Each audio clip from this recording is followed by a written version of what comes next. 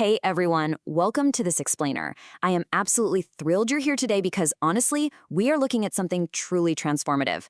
We're going to blend the uplifting spiritual faith of voices like Joel Osteen with the hard science of happiness from researchers like Shawn Achor. And the goal here? To help you build an incredibly resilient mindset. We're going to explore how hope, gratitude, and joyful expectation aren't just, fluffy, feel-good ideas. They're highly practical tools for actually flourishing in your everyday life. But before we even get into the nuts and bolts of how this works, I want you to really ask yourself a question. What if your greatest setback is actually preparing you for your greatest breakthrough? It's kind of a striking thought, right? It bypasses all that natural defensiveness we carry around.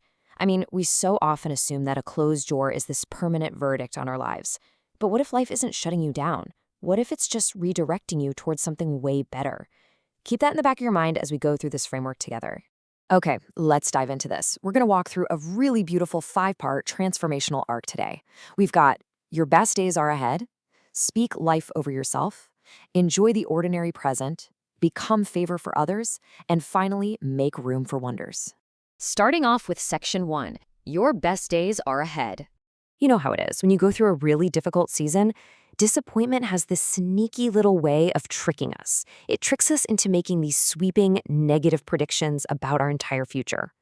Like Joel Osteen points out, one thing doesn't work out, so we immediately start thinking nothing will ever work out. We basically let one tough chapter convince us that the whole book is ruined. But here's the fascinating part. This isn't just some spiritual metaphor. It's grounded in actual neuroscience. Shawn Achor's research on positive psychology introduces this concept of attention filtering. Because our brains literally cannot process every single thing happening around us, they have to filter reality.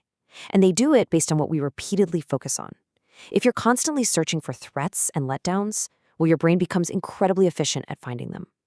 But if you practice constructive expectation, your brain becomes highly responsive to opportunities, to helpful relationships, to solutions that were actually already there, just hiding in plain sight. Now, I want to clarify something absolutely crucial right off the bat. Optimism is not toxic positivity. It is not about pretending life is perfectly easy or just ignoring your pain. As this highlights, it means believing that your actions still matter and that improvement remains possible. True optimism is really about preserving your personal agency when times are tough. It's having the courage to look at a situation and say, okay, this is hard, but I am definitely not helpless. So how do we actually put this into practice? You can literally start with these immediate micro actions today to start retraining your attention. First, borrowing a concept from Louise Hay, just choose one new gentle thought today. Something simple, like life is willing to become better for me. Second, look for one single piece of evidence that life is on your side. It could be a tiny gift, a stranger's smile, catching the green light, whatever. And finally, like Joyce Meyer advises, do not despise small beginnings. We've got to stop collecting evidence for disappointment, like complaining about finding the one incredibly slow checkout line at the grocery store, and start giving possibility equal airtime. All right, moving right along to Section 2, speak life over yourself. And this brilliantly illustrates the point we're trying to make about identity. The words we repeatedly use, especially the words we place right after the phrase I am, carry immense, immense power. When you say I am weak or I'm just unlucky, you're allowing a temporary feeling to attach itself to your permanent identity. But when you consciously choose different words, you actually start agreeing with possibility instead of limitation. I mean, so many of us speak to ourselves using the voice of a disappointed inner judge, right? Always saying you should already be better by now. But watch what happens when we switch to the voice of a compassionate inner guide. You are learning. Let us take the next step together. Constant criticism literally makes growth terrifying. Compassion, on the other hand, creates the safety where actual lasting transformation becomes possible. Now, you might be wondering, well, what if a negative thought just slips in anyway? Author Pam Grout gives us this wonderfully liberating reminder. A thought is not a life sentence. Seriously, if a fearful or negative thought passes through your mind, you do not need to panic. You haven't ruined your future. You can simply notice it, kind of smile at that old broken record, and consciously choose a new one. You have the total power to just replace it. Let's break down how to actually make these affirmations feel emotionally believable rather than just sounding like forced empty phrases. Step 1, speak to the person you are becoming. Acknowledge exactly where you are right now, sure, but announce the direction of your future. Step 2, pair your affirmations with lived evidence. Look, if you say you're becoming more disciplined, go take a 10-minute walk to literally prove it to your brain. And step 3, speak life over others. You're going to find that as you speak more lovingly to yourself, your capacity to encourage everyone around you just naturally expands. Which takes us straight into Section 3, Enjoy the Ordinary Present.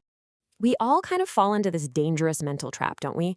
This formula that tells us we absolutely must postpone happiness until every single problem in our life is perfectly solved. We say things like, I'll finally be happy when the bills are paid, or when I get that promotion.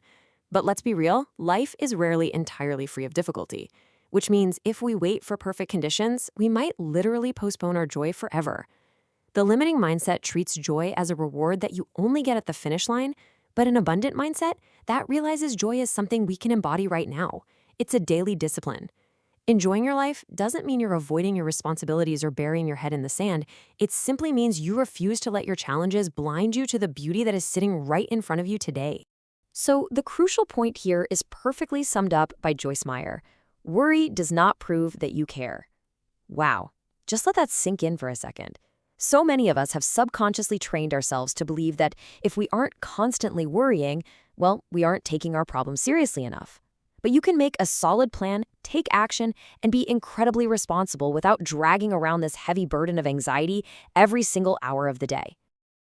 To help break that worry habit, here are a few simple micro actions for everyday joy.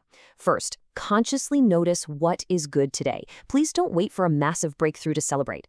Second, savor a pleasant moment. Whether it's taking a sip of your morning coffee or having a quick laugh with a friend, literally pause for a few seconds to let your brain fully register the good feeling.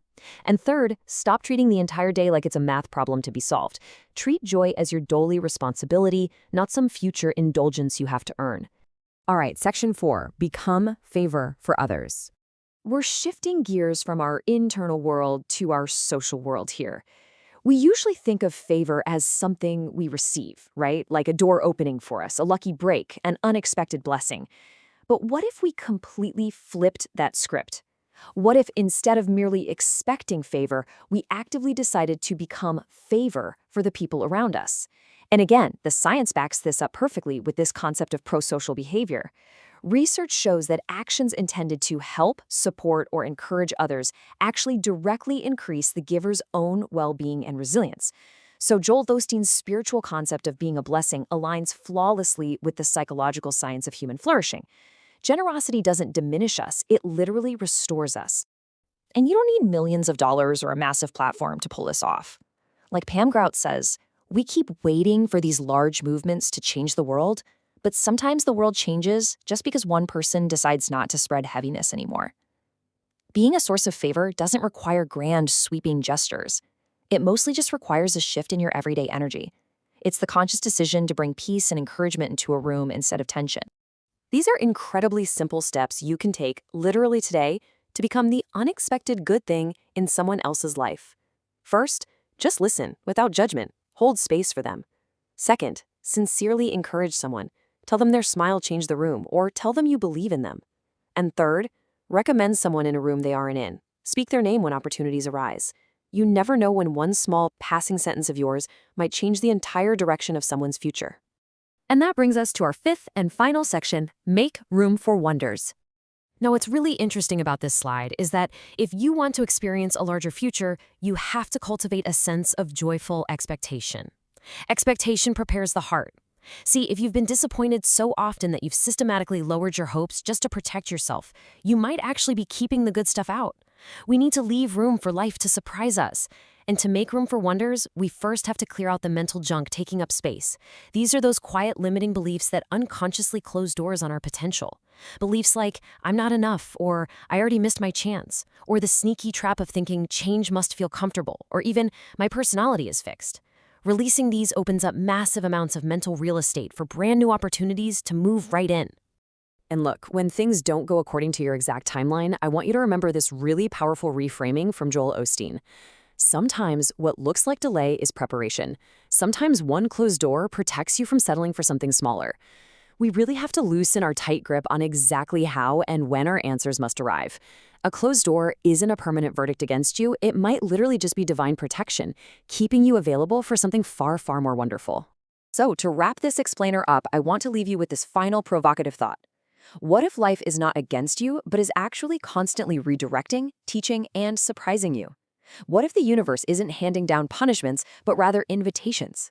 Remember, your story is still being written, so keep your heart open, speak life over yourself and others, enjoy today, and make room, because something wonderful might be a whole lot closer than you think. Thanks so much for joining me, and I'll see you next time.